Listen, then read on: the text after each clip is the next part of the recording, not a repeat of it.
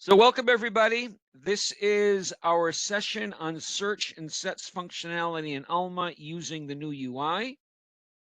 This is Yoel Kortic, Senior Librarian at Ex Libris, and we're joined today with Yifat Lilav from Alma Product Management in case we have any questions regarding future developments or even current developments of the functionality here.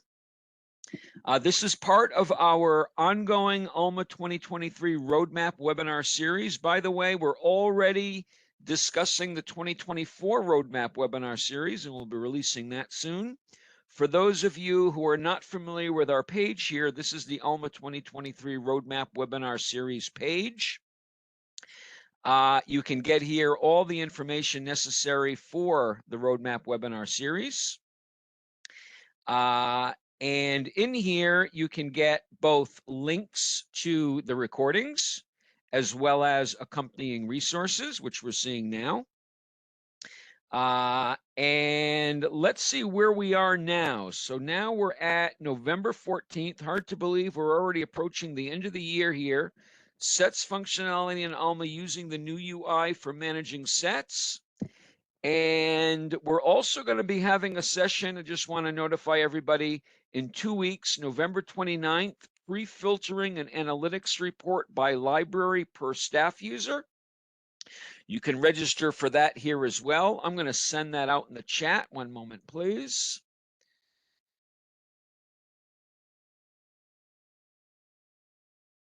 So we're sending that out in the chat right now. And everyone should have that now. Although I believe most people already have it because we saw that people registered for this session from this page. So without further ado, let's jump right in. I want to point out what we will be and will not be showing today. We will be showing the new user interface in Alma, as it states here for the search and sets functionality. We will not be showing what you can do with those sets after you've already created a set.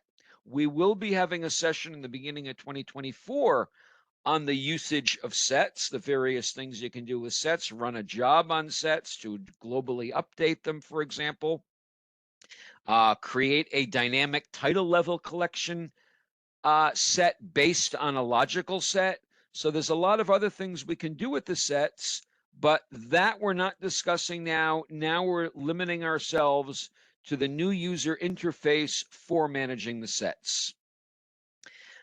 This presentation is linked in the Alma 2023 Roadmap Webinar Series page, so you can all access it via the link that I sent. Those of you watching this via YouTube can get the link in the description of the session.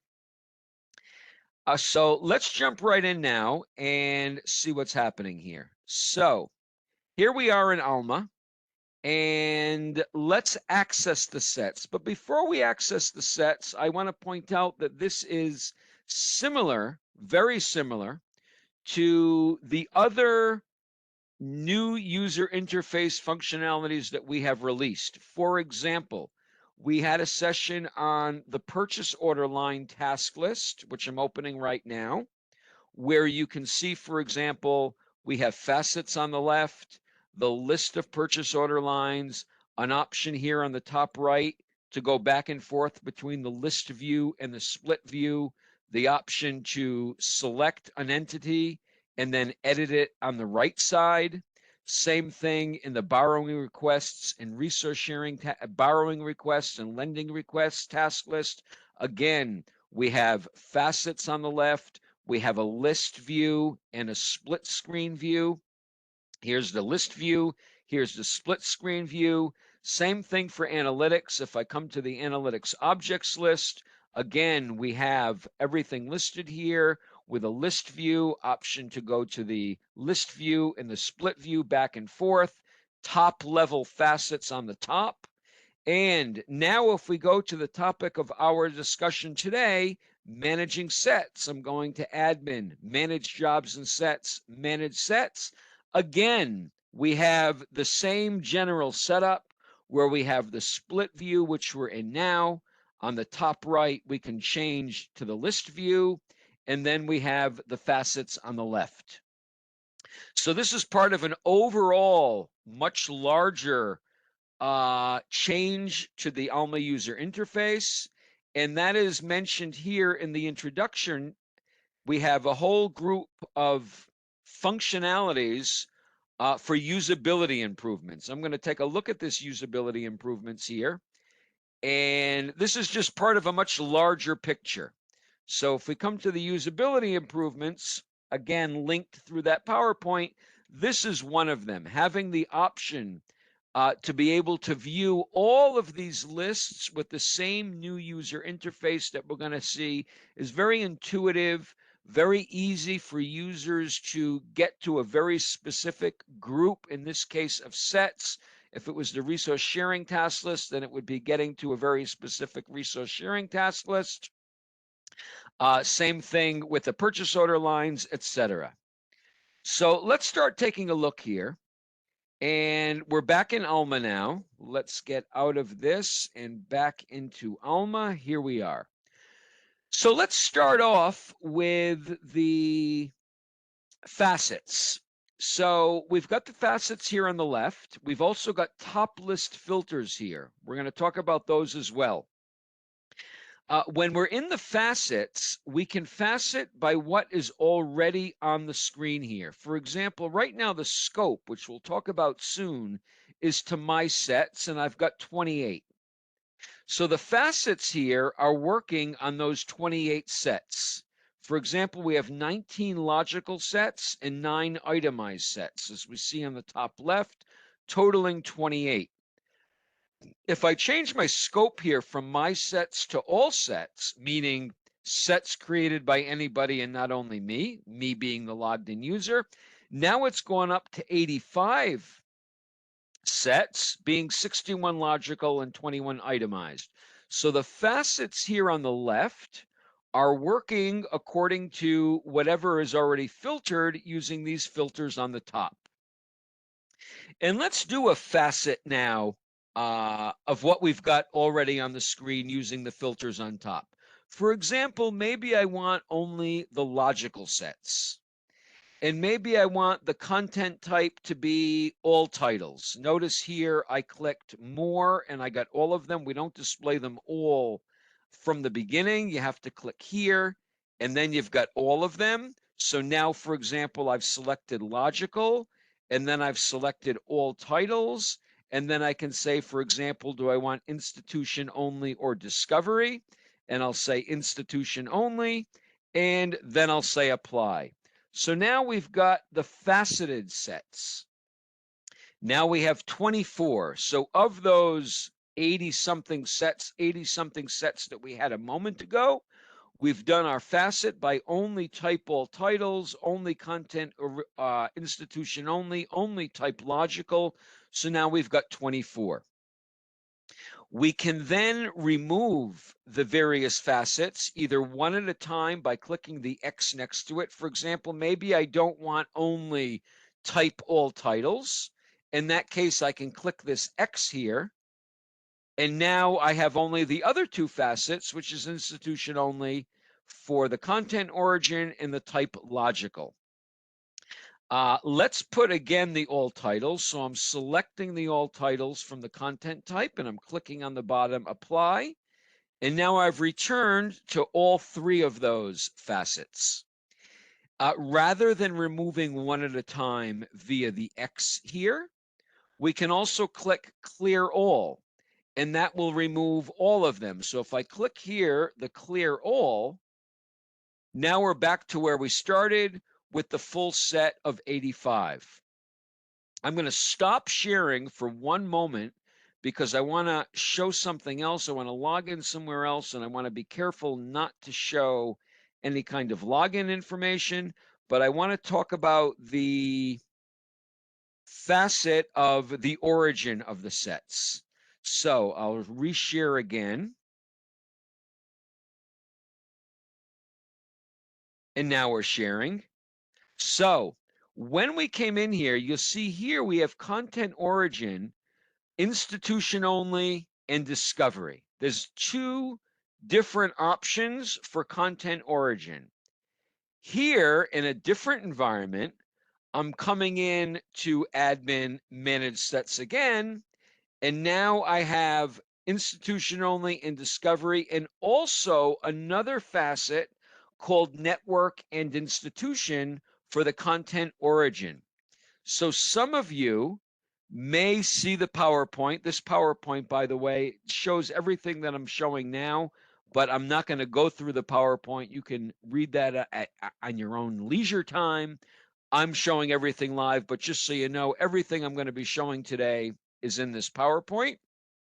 So the reason here that I have the extra content origin is because this is a member institution of a network zone. Which I know I've seen the people who are on the list here, and I know many of you are member institutions of a network zone. If you're not part of a network zone, you will not see this, and that's the difference. That's why you will see something different. If I were to come here, for example, and do a search, so I'm going to do an all title search, for example, by Marilyn Monroe in the keywords, and then we're going to save that as a set. Now, note here, the first time I'm saving this as a set, I have search scope institution right here. And if I click save filter and query, I will call my set name Nov 14 2023, just so we know this is ours from today. Marilyn Monroe. And I'll say it's institution only. Wow, that was really bad spelling. Sorry about that. Okay, as long as it's close, but I don't want to have it real bad. Okay. So now we've got a set here, which we're saving. And note here that when I did my search, I'm going to go back to that search. I had institution only here in the scope. Now I'm going to change this to combined results. So that means display results from the institution and the network. I'm coming from a member institution of a consortia, and I'm searching now when I click combined results. I'm searching now not only in my institution, but other member institutions of the consortia. So let's save this one now, and we'll call this one, instead of institution only, we'll call this combined results. Notice here also, by default, institution only in the content origin here is not selected. I will say save. I could change it. And now let's take a look at our sets. So here's the two sets. This one here is Marilyn Monroe combined results. And we see here, I'm going to look at this in full view. We're going to see how to get this in full view in a moment. So now this one here has network and institution. That's the one I did with combined results. And the other one that we did with institution only has content origin institution only. So in summary, that's why in a member institution, you will have another facet in the content origin, which is network and institution. So that's why I have that here, because I'm a member institution of a consortia. But here I just switched environments.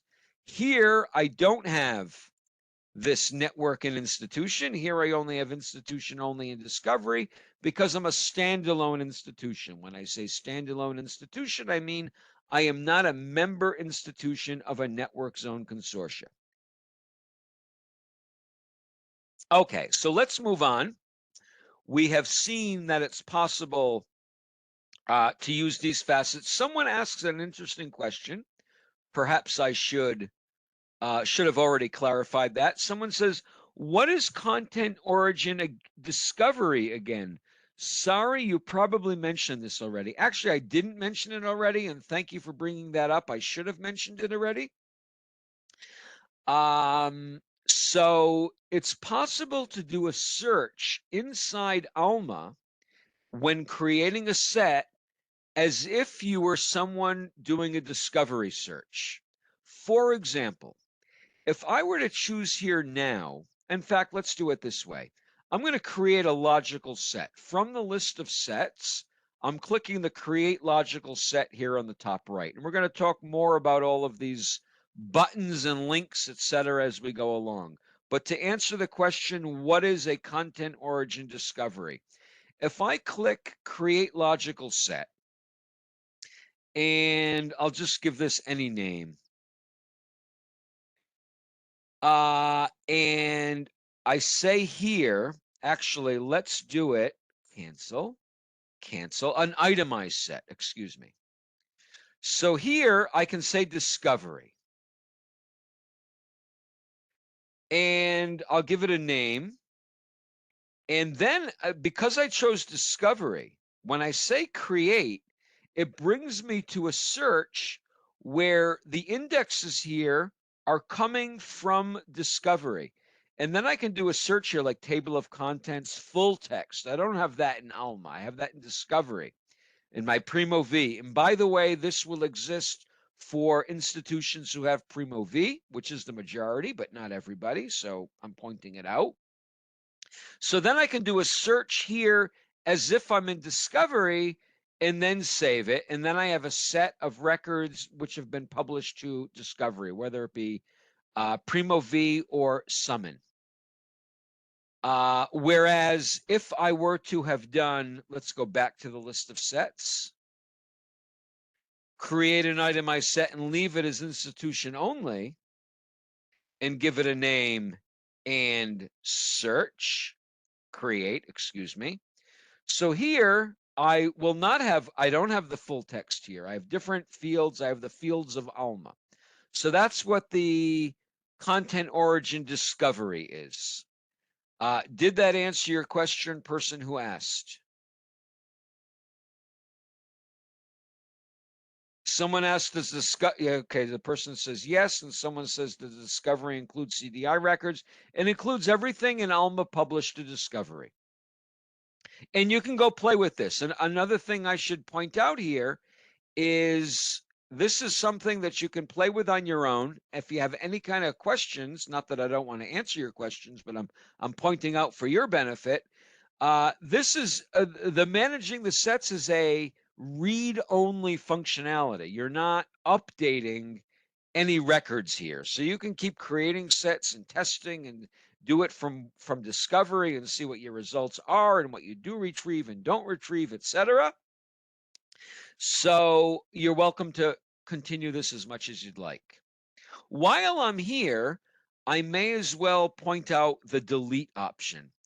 Now, you may recall that there was a cloud app developed, a very nice cloud app called Delete Sets or Delete Your Sets. It was developed by the ANZ Reg group. That's the Australia, New Zealand Alma user group. So they developed a cloud app which allows for deletion of multiple sets. Because in the old UI, you may recall that you could only delete one set at a time.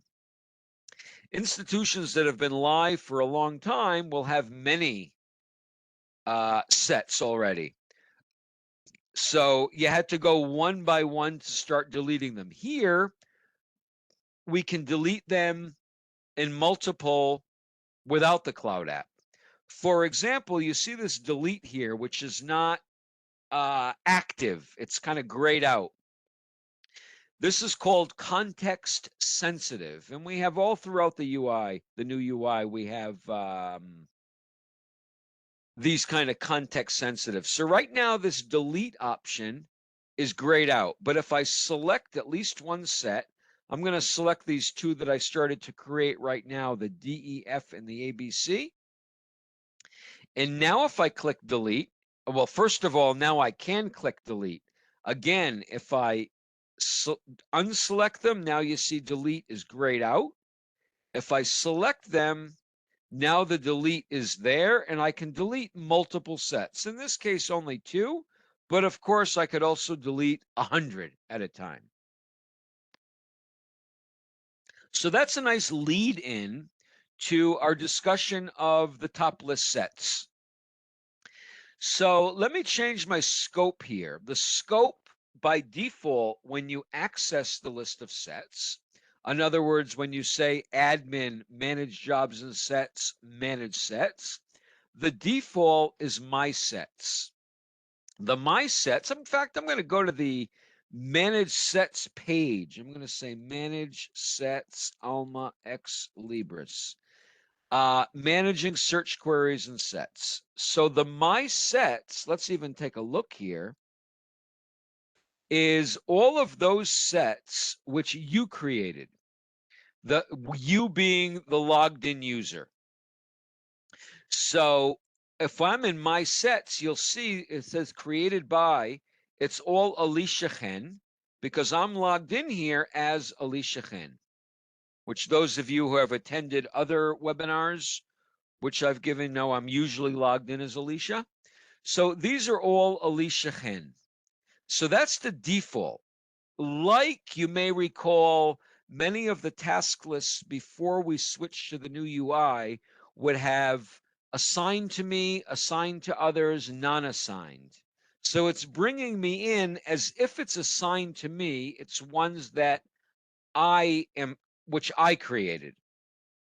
But I'm going to change this now to all. So now I've got all sets. So the first thing we'll point out here, these are the top list actions here. The first thing we'll point out is that we can filter by who created the set. And it looks here not by the name, but by the primary identifier. So for example, if I were to put EliaZ613, that's one of our staff users here at the Alma University, Elia Zafrani. So now I see only the sets of Elia Zafrani. So the first thing is we can filter by who created the set and get all of those sets.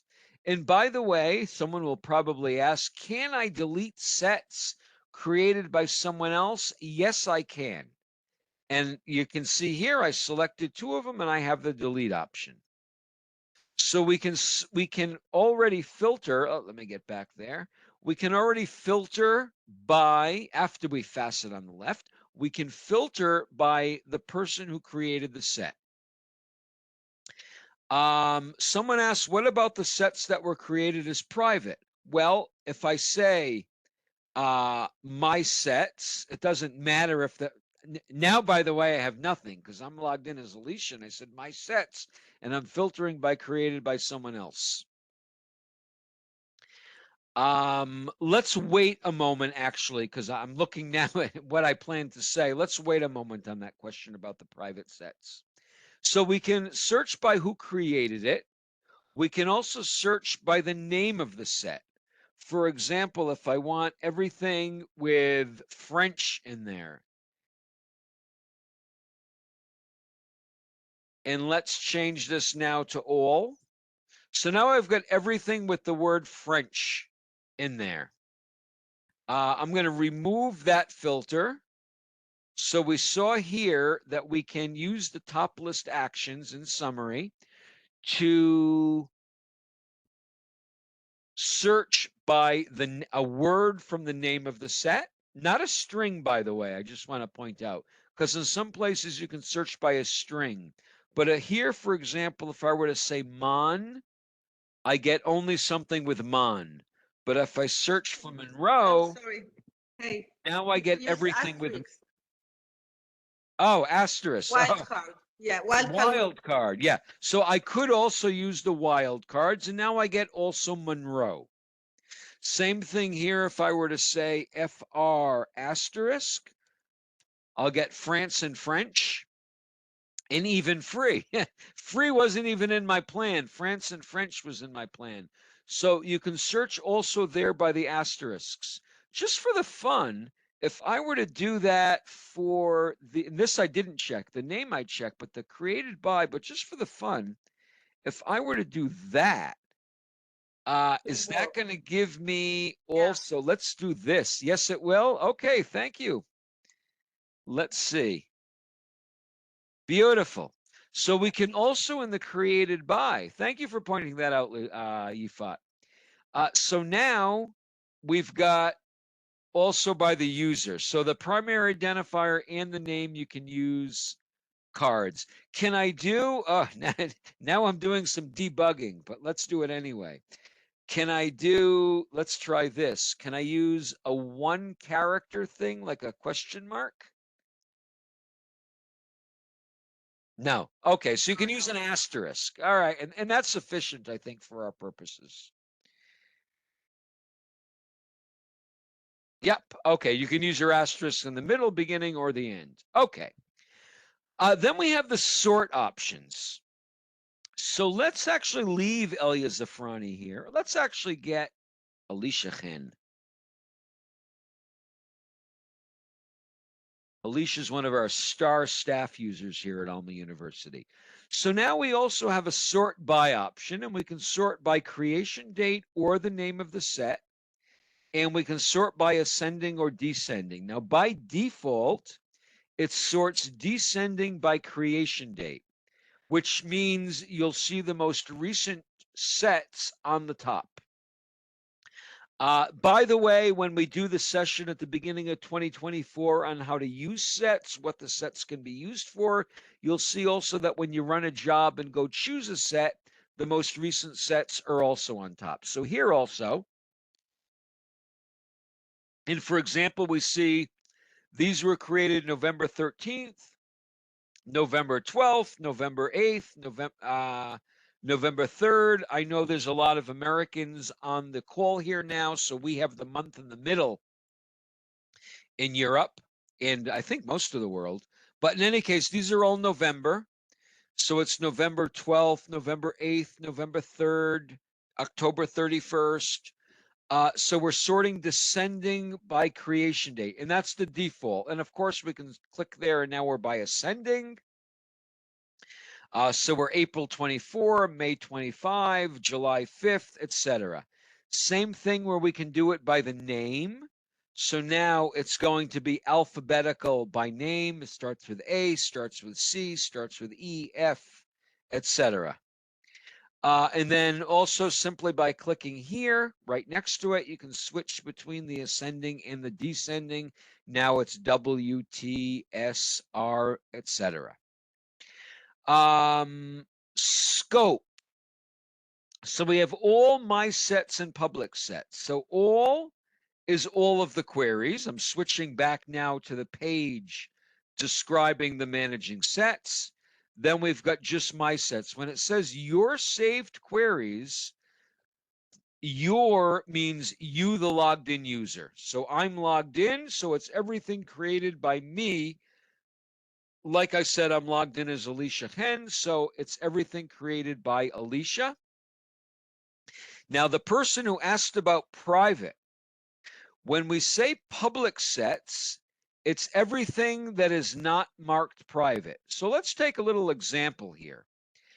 In fact, let's make an example. I'll do a simple search here. Let's search by electronic portfolios with the word combinatorial.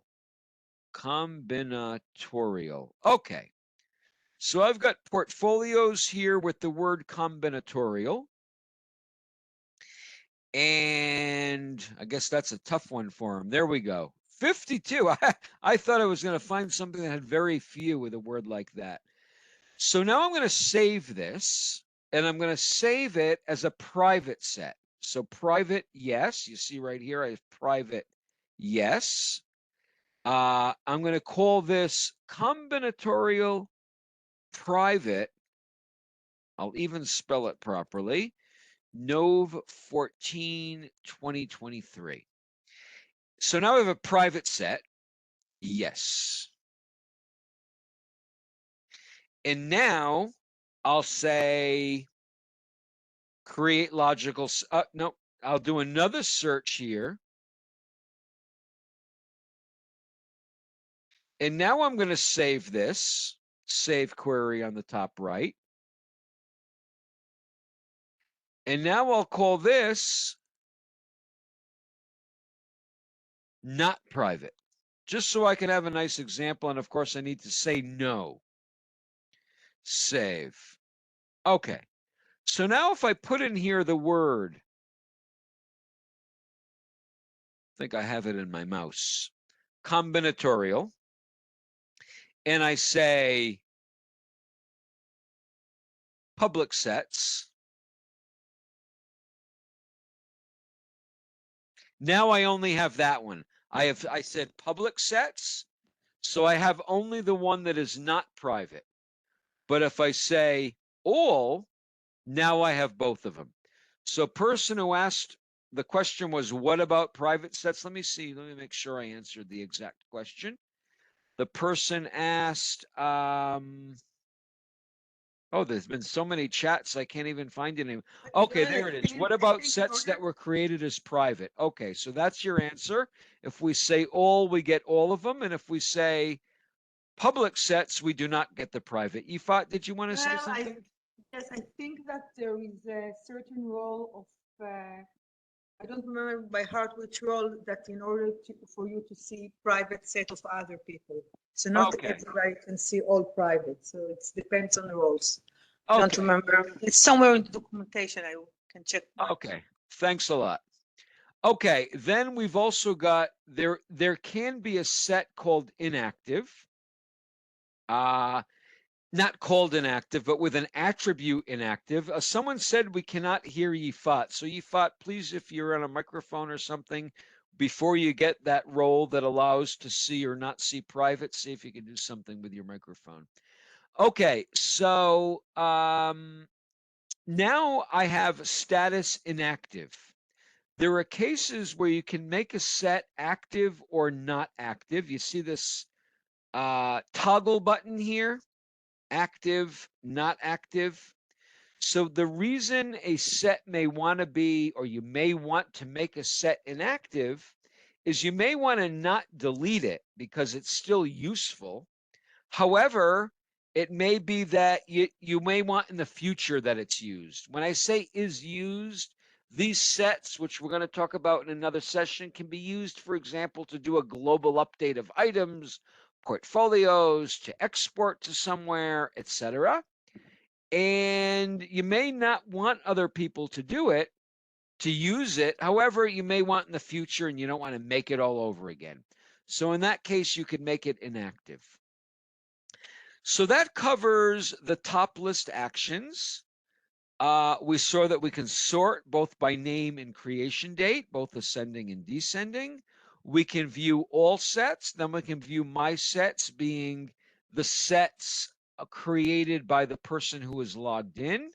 And then we have the public sets, which are all sets which are not marked as private. Okay, we also saw the delete, which is deactivated until we start with the selecting. So you see it's not active now, the delete on the top right. And then once I select one or more sets, now it is active and now I can delete. So that's called context sensitive. That exists in all of the new UI. Just for the fun, I'm going to come over to acquisitions where I was earlier and come to the all PO lines. So same here. For example, you'll see the manage labels and assign selected on the top right is not active. And then if I select the purchase order line, now they're active. So it's context sensitive. And the reason I'm pointing out now and previously the other entities, the purchase order lines, the resource sharing, the analytics objects, is because this is, like I stated, part of a larger initiative. Now, someone asked in the chat about getting a link to those user interface improvements. So that is in this PowerPoint, which is linked in the page, but I will send this anyway. It's linked in the Alma 2023 Roadmap Webinar Series page, but I'm going to send this out in any case right now in the chat, and then you'll all have it. So let me head back to the chat here. There we are. Okay, so in the chat, you've got a link now to the usability improvements. But again, if you have the link to the Alma 2023 Roadmap Webinar Series page, you've got everything there. Okay, Let's move on now to what we call clear information hierarchy. Yifat, did you want to update us on anything regarding the user roles for the viewing the private sets? I think that the all set that include private of other people is only if you have repository manager role. Okay, thanks a lot. Okay. All right, so let's move on now to what we're calling clear information hierarchy. And the clear information hierarchy is when we're looking now at this list of sets that we can clearly see the various attributes of the set. And for this, I will go back to the PowerPoint because here we've got it very clearly defined. So here we are. So when we're looking at the set, we can see, for example, if the set is logical or itemized, logical being a query that I search for and click save set and filter, and itemized being I choose very specific ones. Then we've got a clear indication of who created the set and when. Then we have a clear indication of what the content origin is, whether it's institution or institution and network zone, if I'm in a member institution, or if it's discovery.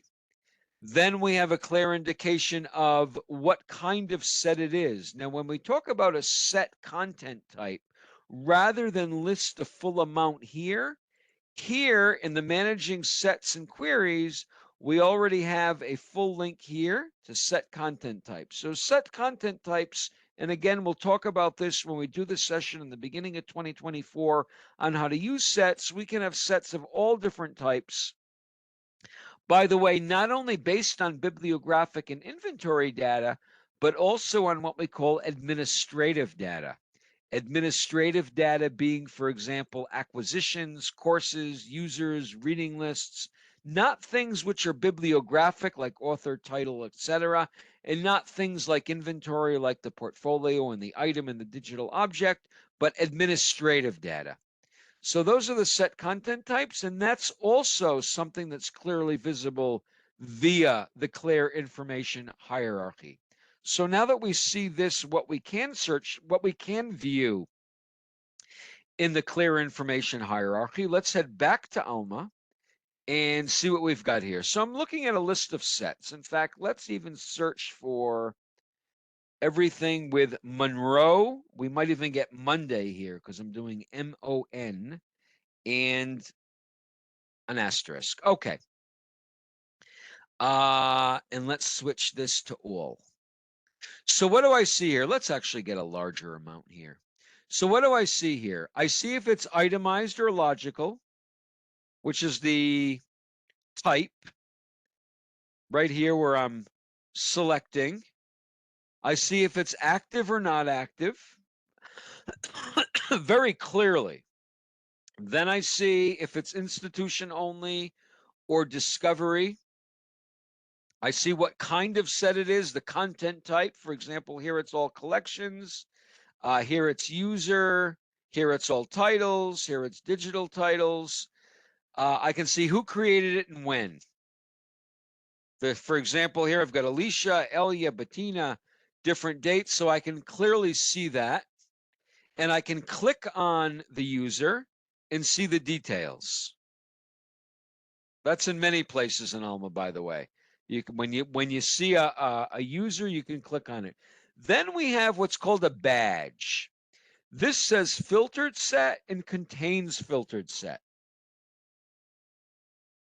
So one of the things we can do here is take a set and filter it. And these badges, there's a badge throughout the other lists, which I pointed out earlier. It's a clear indication to the user what the story is. And let's do a little example of that. I'm going to do an all title search for feminism. And then I'll take these results. Well, first of all, I'll make a set. So I'm going to say save set. And I'm going to call this 2023 11/14, which is today's date. and feminism. Sorry about my spelling, everybody. Feminism. That's even worse. Okay. I'll make this not private. So now I have just a set. And here it appears, I'm going to sort this by creation date descending. So there it is. No badge, as you can see here. Now I'm going to take the set and I'm going to say filter set. Now I'm already going to lead into something I'm going to show soon. Right now I'm in the list view. I'm viewing everything as a list. If I click here on the top right, I can switch to split screen. So in the split screen also I have filter set, as you can see here. And if I was in full view, which we'll talk about soon, I'm going to click here to go open page in full view. I also have filter set. So regardless of how I'm viewing a set, whether it be list view, split view, or full view, all of the action items I've always got. But we're going to talk about that more later. That was a little lead in, a little taste of it before we get in. So now I click filter set. So the filter set allows to filter by an indication rule. So these are all my indication rules. I'll say, for example, okay, retrieve all records which have an 856U. I don't even know if there are ones which have an 856U, but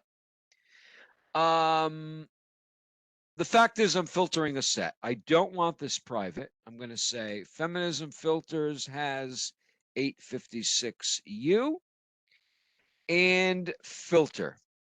And I'm doing this so we can see the creation of the badges.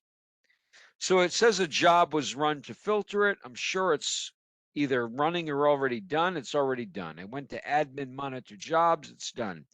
So now if I come back into the set, by the way, that was pretty fast.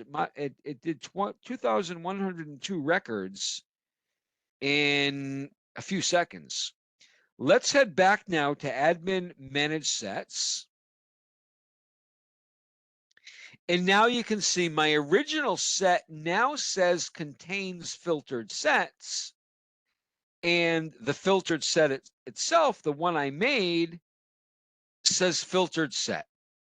If I come into this one, which contains filtered sets, I'm going to click on it. So it has the related set down here, which is feminism filtered has 856U, and I can click on it. Let's get out of here. And here now is my filtered set. And again, I can click content from here. Content being, I believe that was called members in the, or results in the old UI. So I can click it from anywhere. I can click it from here, from the list view. We saw I can click it also from the full view. Here's my content. And if I were in split view, we could also click it. So let's click it. So now it's showing me what is in that set. And if everything was good, then everything will have an 856U. And as you can see here, we're dealing with Alma. Of course, everything's good. I've got the 856U because I filtered it only by those with the 856U. So I think that will cover everything. Let's go back to admin manage sets. That will cover everything in the clear information hierarchy. So just to put ourselves in perspective here, we talked about the fact that we can filter by facets. When we filter by facets, it works on whatever is already included from the top list actions. The top list actions here being, for example, if I want scope, my sets are all. Then we talked about the badges here. Oh, another thing we didn't mention is a set. Oh, excuse me, a note. In fact, let's take this one here and let's make a note. So I clicked on it and now I can add a note. So I'm going to click add here and say, this is a set which was original. I'm just writing something long on purpose. I'll make it somewhat spelled properly, which was originally made by searching for keywords feminist, and then we filtered it with an indication rule. Have a nice day. I want to make sure it's long enough to show what I want to show. So now I've added a note. Now I'm going to close it here on the top right. And now you can see, we also can see the note. Now, because the note was very long, we can't see the whole note here. However, if I put my mouse over it, or the technical term, if I hover over the note, then I will see the whole note. So now I see the whole note all the way up until have a nice day. Down here also, I've got a longer note. You can see, I see this set was created during the session on managed sets. And then you can see the rest. Without even going into it, you can see it. Okay, let's talk now. Let me just check the chats here if there's anything crucial. When you are looking at records content in a set, why does the command say done and not back like the rest of the UI pages to go back to the set list?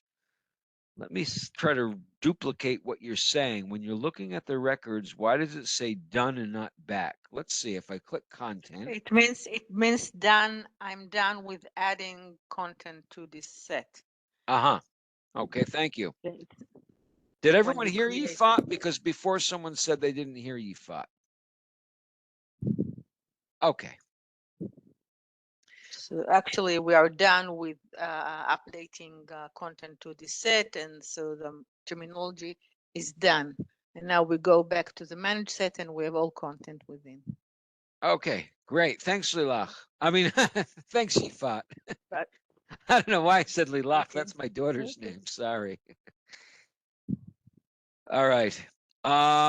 Let's move on. So now let's talk about the responsiveness to the screen size and resolution. So all of the new UI, actually, not just a lot, is specifically responsive to the resolution of the user screen. I'm going to come back into admin and manage sets. And right now I'm working on a laptop, which is hooked up to a WebEx, but you may have a large screen, small screen. Sometimes funny things happen for me when I'm at a conference and hook up to a cord that goes to a projector, though that's less popular nowadays. But in any case, right now, I see, for example, the facets on the left are not covering any of the sets. In other words, I see 2023 11 14 feminism filtered. I'm going to increase my resolution just for purpose for doing something. I said Control plus. Now you can see the facets automatically got collapsed. It says facets on the left and it's like that. And if I click it, now it opens covering part of the list. Again, now I cannot read all of the names of the sets. I can click here on the bottom where it says collapse facets. But if I were to say Control minus, now I'm at 50%. Now when I open the facets, it's not covering part of the names. Now I can read the whole thing. In fact, I'll take a picture of this just to make it a little more clear. So we're talking about the section now right here where I see the facets and I see the names of the sets. Whereas now when my resolution is a little larger and I open the facets, it's covering them. So I can't read the names of the sets. Here I can.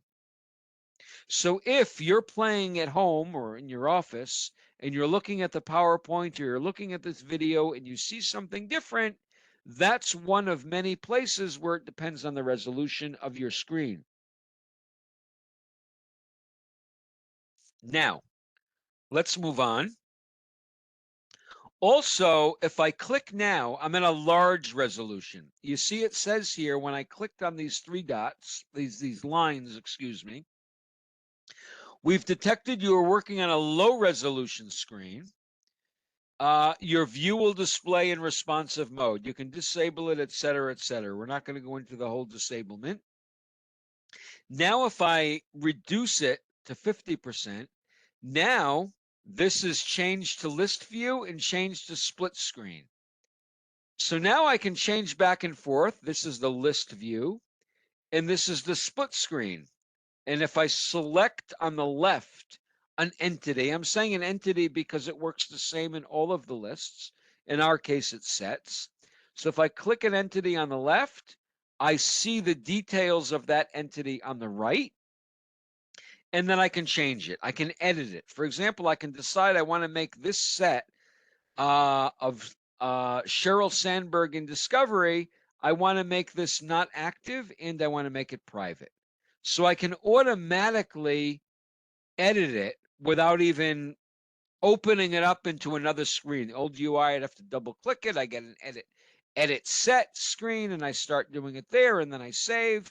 Here, much easier, much more intuitive. You click it, and you can immediately start editing it. So I changed the active, I changed the private, I can add a set.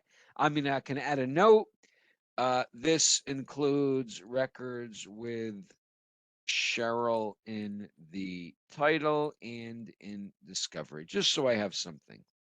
Now, I'm not clicking save. I'm not doing anything. It's automatically updated, which is a general trend in the world of computers, we'll say. Like if you go into Google Docs, you don't have a save. You just make a change and it's automatically saved. Same here. You can see it was already updated. There's my note. But if I was in a higher resolution, now I can't switch. I'm going to go back to a lower resolution. I can also double click on a set in order to get into the split mode. So right now I'm going to double click, for example, where it says OA Pen Free Portfolios. Double click, now I'm in split view.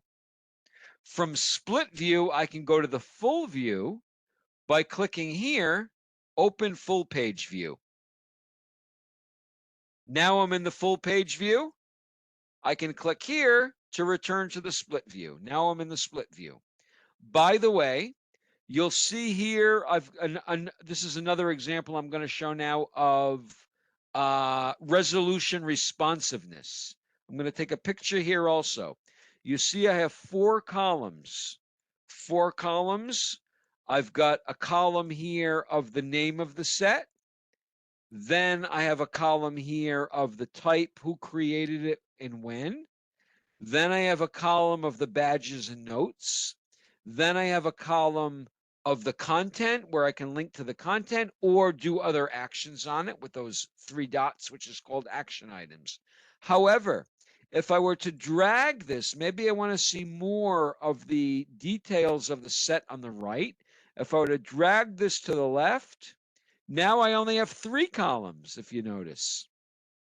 But I didn't actually lose data because the note and the badges simply moved into the second column.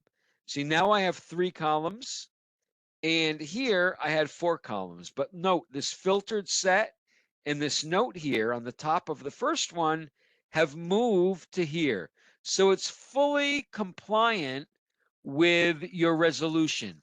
As your resolution increases or decreases, you will also get changes to what we see here. And this can be dragged around to see whatever you'd like. Everything that I see here, by the way, you'll see I have catalog set. These can be accessed from the different places. If I was in full view now, I'm going to switch this to full view. I can still perform all of the functions. I'm going to close that. Catalog set, let's talk about these. So add members to the set. If I click add members to the set, then I can do a search here, find something, select it, and then add it to the set. For example, I want to add American Appetites, a documentary reader, add selected. So now that has been added to the set. And done. So now that's been added. Catalog set will send this set of too many records. If you have up to 200, you can send them. Let's take this one. Does this have 200? No. Um, It have to be log. a logical set with less than 200. That's going to be tough. Yeah. Okay. And it might take a few seconds. Yeah. Well, someone wouldn't want to catalog more than 200 this way. Well, maybe they would, but it would take a while. So this sends the set to the metadata editor so you can start editing the records. So here you can see it says title Monroe. That's the name of the set. And then I've got the various records in it. Then I can start cataloging it. I'm going to hide the metadata editor. It's not close, it's hide. Then we've got, let's go on here. Okay, combined sets where we can do a Boolean operator on the different sets. Filter it, we already did. Delete is pretty obvious. I see we're getting close to the end time, so I want to check the chats and see if there's anything crucial that I didn't answer.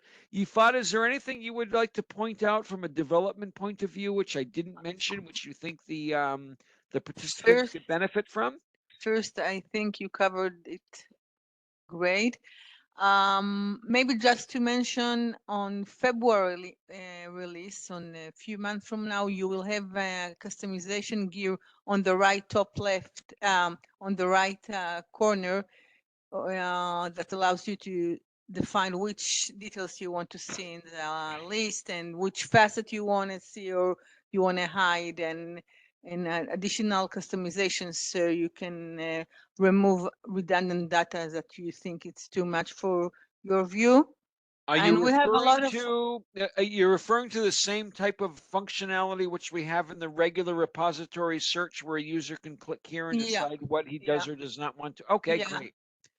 Oh, that'll be Record nice. customization, facet customization, and section customization.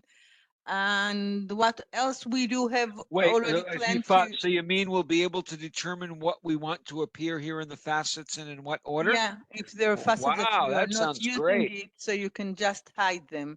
And Wow, it's per user preferences. So each great. every user can define for himself. What else we also have on pipe, having the same functionality, the same next generation layout, but having the list in a grid table. This is rather than the list you see in here, you will have it also in a grid table view. This is on pipe not for February, but I think for the May release. And we keep updating and putting new stuff over this. Wow. So Sounds like some exciting stuff coming up. sure. Okay, so I see it's 6:59 local time here. So thanks everyone for joining. As usual, we will be posting this recording to YouTube.